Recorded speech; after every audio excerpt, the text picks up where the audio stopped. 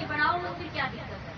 लेकिन इस चीज के ऊपर भी आत्म मंथन करो। ये जो भारत में कोरोना आया, कोरोना के दौरान हर मंदिर को ताड़े थे, हर मस्जिद को ताड़े थे, हर स्कूल को ताड़े थे, हर सरकारी दफ्तर को ताड़े थे, केवल और केवल सरकारी अस्पताल खुले थे। तो अस्पताल बनाओ और ज्यादा लोगों का इलाज हो सके। जहाँ सरकारी स्कूल खोलो और ज्यादा, जहाँ लोगों को फ्री में शिक्षा मिल जाए। लेकिन सरकारी स्कूलों को तो बंद कर रहे हैं, मर्ज कर रहे हैं। अरे मेरे प्रधानमंत्री, मूर्ख प्रधानमंत्री, कदे दीवे जलवा रहा है, कदे थाली बजवा रहा है। थाली उनका बाजे जिनका छोरे जामे, अपना थाली उन्हें का बाजे जिनका छोरे जामे। और दिए हमेशा खुशी में लगाए जाते हैं। महामारी में देश जूझ रहा है, दुनिया मरण लाग रही है, तू दीवे जलवा रहा। हमारा समझ में नहीं आ रही तेरी बात। महकमे बेच रहा है। इस कोरोना की आड़ में रेलवे का निजीकरण कर दिया, पीटीआईओ को घर बिठा दिया, 14 लाख से ऊपर मजदूर बेरोजगार हो गए।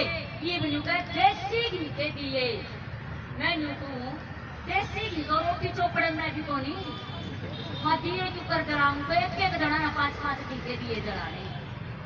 मेरे घर पे भी गणे बीजेपी के गुणगान है, लेकिन एक बात हुई, देसी घी नहीं था घर में, दिए नहीं जड़े देसी घी।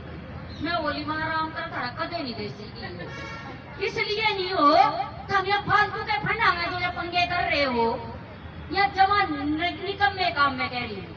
अरे एक ग्रुप में आंगनवाड़ी वर्कर से मेरी एक सर्कल की बहन आई है, उन्हें एक नंबर अपना चुमाई का जुड़वा रखा। वो बीजेपी का बंदा लाडू बांट रहा है, उनको सारा गांव का लाडू बांटे, हमारे भाई रोटी बांटना। गाँव है वहाँ की आंगनवाड़ी आशा कोड़ में भी अलग से धरना प्रदर्शन कर रही है। सब अपनी यूनियन जो है आंदोलन में, और सफल आंदोलन आपका चल रहा है, इसलिए आप बधाई के पात्र हो। और फिर गणे बोर से होंगे दिखेंगे, आपको बहुत लंबी बातें हैं वो रखेंगे, टाइम पूरा कराएंगे अपना आंदोलन का। जितने बजे तक आप आने बैठ रहे हैं आपने सुना। मेरा नाम शकुंतला है, मैं आंगनवाड़ी वर्कर हेल्पर यूनियन की राज्य महासचिव और CITU की राज्य सचिव हूँ। आज जो है पूरे देश के अंदर आंगनवाड़ी वर्कर हेल्पर, आशा वर्कर्स और मिड डे मील वर्कर्स, जो तीनों स्कीम वर्कर्स हैं, पूरे देश में आज हड़ताल पे हैं।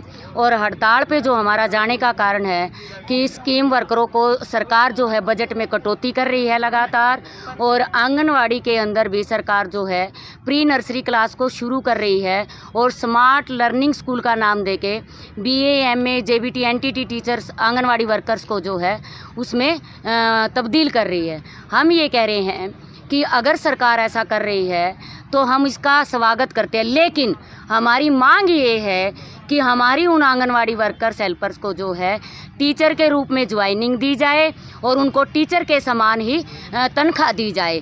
लेकिन सरकार ऐसा नहीं कर रही, क्योंकि हमारी इस बारे में राज्य मंत्री से भी बात हुई है। सरकार जो है, आशा वर्कर जो है, आज कोरोना जो पूरे देश के अंदर फैला हुआ है, पूरी दुनिया जिससे झकझोर के रख दी है, हमारी आशा वर्कर बिल्कुल प्रथम पंक्ति में खड़ी होकर योद्धा के रूप में काम कर रही है। हम सरकार से ये मांग करते हैं आंदोलन के दौरान कि उनको केवल और केवल 4,000 रुपये महीने का मानदेय मिलता है और वो 24 घंटे ड्यूटी कर रही हैं, कि कम से कम सरकार उनका मानदेय डबल दे, उनको सुरक्षा उपकरण दिए जाएं, उनको मास्क, सैनिटाइज़र, ग्लव्स वगैरह उपलब्ध करवाए जाएं। और पिछले दिनों इस कार्य के दौरान कार्य क्षेत्र में महिलाओं के साथ छेड़छाड़ हुई, आशा वर्करों के साथ मार पिटाई तक हुई है, जिसके लिए खुद सरकार जिम्मेवार है। उनकी सुरक्षा का प्रबंध किया जाए। और ये जो तीनों स्कीम्स हैं, मिड डे मील का एक लेटर जारी हुआ है, अभी जब सरकार ये दावे कर रही है कि कोरोना के दौरान किसी का रोजगार नहीं छीना जाएगा। मिड डे मील वर्कर बहुत कम पढ़ी लिखी महिला है, स्कूलों में जो खाना बनाने का काम करती हैं। आज स्कूलों में बच्चे नहीं आ रहे, खाना नहीं बन रहा, तो इसका मतलब ये नहीं है कि वो वर्कर दोषी है। इस चीज़ के लिए वो खाना बनाने के लिए तैयार हैं। तो सरकार जो है उनका इस दौरान का मानदेय दे उनको। और सरकार ये नियत बनाई हुई है कि लाभार्थियों के खाते में कैश ट्रांसफ़र किया जाएगा सीधा, जिसको हम किसी भी रूप में सफल नहीं होने देंगे। अगर सरकार को वाकई में ही ICDS का ढांचा मजबूत करना है तो 26,000 आंगनवाड़ी सेंटर हैं हरियाणा के अंदर और 26 लाख वर्कर हैं भारत के अंदर, उस पूरे ढांचे को मजबूत करे सरकार, अगर सरकार वाकई में ही इस ढांचे को मजबूत करना चाहती है। लेकिन नहीं, सरकार जो है छटनी करके बाहर का रास्ता दिखा रही है सबको। ऐसे ही हरियाणा के अंदर 1983 पीटीआई टीचरों को कोर्ट का बहाना फैसला देकर उनका रोजगार छीना गया, और कोरोना के दौरान ही छीना गया। हम सरकार के इस फैसले की कड़े शब्दों में निंदा करते हैं कि ये कोर्ट का फैसला नहीं, सरकार ने इनकी पैरवी नहीं करी अच्छे ढंग से कोर्ट के अंदर, वरना तो आज ये दिन इन कर्मचारियों को नहीं देखना पड़ता। आने वाले टाइम में, आज 7 तारीख को भी हम हड़ताल पे हैं, 8 को भी पूरे भारत में स्कीम वर्कर हड़ताल पे हैं, और 9 तारीख को जो पूरे देश के अंदर सभी ट्रेड यूनियन सत्याग्रह दिवस मनाकर और जेलों के अंदर गिरफ्तारियां देंगी अपनी, उसमें भी पूरे हरियाणा की आंगनवाड़ी वर्कर, आशा, मिड डे मील बढ़ चढ़ के हिस्सा लेंगी और गिरफ्तारियां देंगी। हम जेलों में जाने के लिए तैयार हैं, क्योंकि हम रोजी रोटी के लिए लड़ रहे हैं। कम से कम जेल में हमें रोटी तो मिलेगी, इसलिए हम 9 तारीख तक लगातार आंदोलन पे है। कल भी हमारी हड़ताल होगी, 9 को हम जेल भरो आंदोलन में शामिल होंगे। सबसे पहले तो मैं आपका बहुत बहुत धन्यवाद करता हूं, स्वागत करता हूं आपका कि इतने भयंकर गर्मी में और अपना कीमती समय हमारे लिए निकाला। तो हम 1983 पीटीआई के तरफ से आपका तहे दिल से धन्यवाद करते हैं, स्वागत करते हैं। तो आज हमारा लगभग 2 महीने हो गए हमारे को यहाँ पर बैठे हुए। आपके चैनल के माध्यम से हम सरकार को ये बता देना चाहते हैं कि जितने भी 1983 पीटीआई है वो सभी निर्दोष हैं। इनको किसी भी हाई कोर्ट में, डबल बेंच, फर्स्ट बेंच या सेकंड बेंच या सुप्रीम कोर्ट में भी, किसी में भी इनको दोषी नहीं ठहराया गया। और जो आज गवर्नमेंट बहाना लगा रही है कि भी हमें सुप्रीम कोर्ट के आदेश हैं, सुप्रीम कोर्ट के आदेश की पालना करेंगे, ये करेंगे, वो करेंगे। मैं खुद सीएम की मीटिंग में था अभी रोहतक में, जो लास्ट उनके साथ मीटिंग हुई थी, तो उन्होंने बार बार मीटिंग में एक ही बात रखी कि वे मैं कोर्ट का जो है आदेश उनका पालना करूंगा। तो हमारा उनसे सवाल था, मैंने पर्सनली उनसे एक सवाल पुट किया था कि सर देखो, आप अगर ये कोर्ट का कर रहे हो, सबसे पहली बात है कि 2016 में यानी 2016 में माननीय सुप्रीम कोर्ट ने आपको आदेश किया था कि जेबीटी भर्ती आपने निकालनी है। 2017 तक आपने कोई भर्ती नहीं निकाली, जिसकी वजह से आपको कोर्ट ऑफ कंटेम्प्ट लगा, और उस समय आपने एफिडेविट दिया कि फाइल अंडर प्रोसेस। 2017 से और 2020 आ गया, आपकी कोई भी किसी प्रकार की जेबीटी की वैकेंसीज नहीं आई। आप रोज़गार देने के मामले में जो हमारी सरकार है वो 4-4, 5-5 साल निकाल देती है कोर्ट की अवमानना करने के बावजूद। और जब हमारा जो आदेश आया सुप्रीम कोर्ट से, वो हमारी वजह से नहीं आया है, वो गवर्नमेंट की वजह से आया। अगर आप गलत वहाँ पर गलत एफिडेविट वहाँ पर आप सबमिट करोगे, सबमिशंस गलत दोगे, इन्फॉर्मेशन कोर्ट को गलत दोगे, तो जाहिर सी बात है कोर्ट के पास और कोई रास्ता था ही नहीं। जब 26 जनवरी 2020 में माननीय सुप्रीम कोर्ट ने हरियाणा गवर्नमेंट से एक डाटा मांगा गया कि आपके पास कितनी पीटीआईज़ की वैकेंसी है, तो उन्होंने रॉन्ग वहाँ पर अपना सबमिशन दायर किया कि हमारे पास कोई वैकेंसी नहीं है। जबकि 2014 में आरटीआई के तहत 1937 वैकेंसियाँ थी, और खुद मैं खुद उसमें प्रमोशन होकर डीपी बन गए थे, हमारे 400 साथी और डीपी बन गए थे। 400 पोस्ट वो खाली पड़ी थी, और 2018 में प्राइवेट स्कूलों से उन्होंने पीटीआई को ज्वाइन किया। तो ये सरासर एक these are political stunt and everything is very, our families and our children we have come the road because of the government। आगे का क्या प्लान है? आगे का हमारा प्लान ये है कि जैसे भी हमारी स्टेट कमेटी जो भी दिशा निर्देश चलती रहेगी, उसके तहत हम काम करते रहेंगे।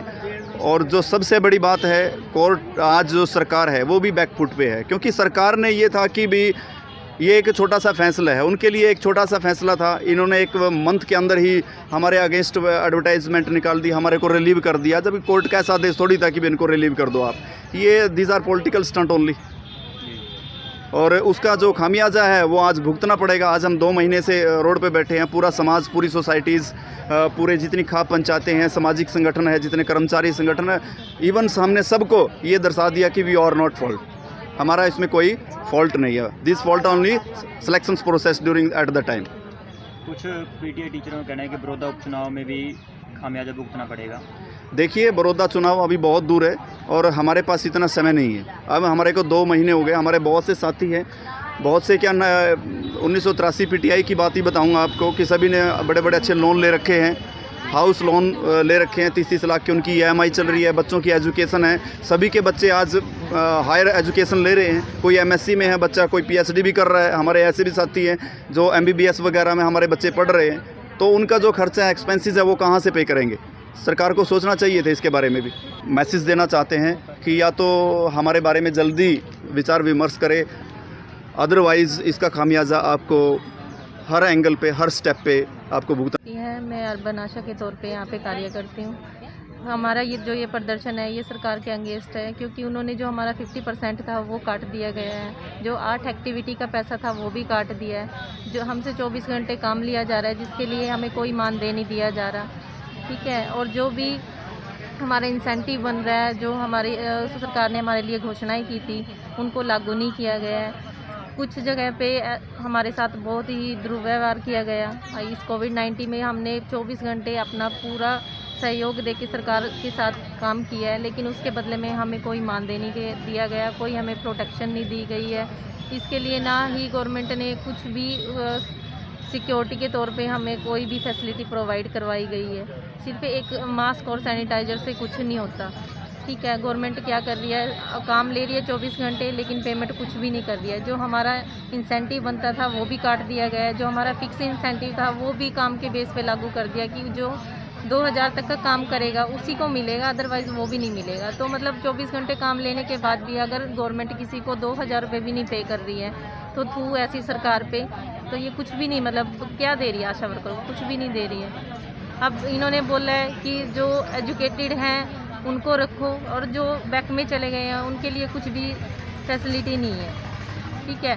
इन्होंने सिम अभी कुछ टाइम पहले सिम प्रोवाइड करवाई है, जबकि हमारे पास कुछ ऐसी बहनें भी हैं जिनके पास फ़ोन ही नहीं है, वो एंड्रॉयड फ़ोन ही नहीं चला सकते, तो उनको कहते हैं हटाओ, उनको निकालो। जिन्होंने अपनी पूरी ज़िंदगी इस काम में निकाल दी, 24 घंटे वो फ्री सेवा कर रहे हैं, गवर्नमेंट को दे रहे हैं। जिन्होंने स्वास्थ्य विभाग को एक ऐसे मोड़ पे लाके खड़ा कर दिया है कि आज वो कह सके कि गवर्नमेंट ऑफ इंडिया के पास एक अच्छी हेल्थ फैसिलिटी है, लेकिन फिर वो अपने जो उनकी नींव है उसी को नहीं मजबूत रख सकते, अपनी आशा को नहीं कुछ दे सकते, तो ऐसी गवर्नमेंट का कोई फ़ायदा नहीं है।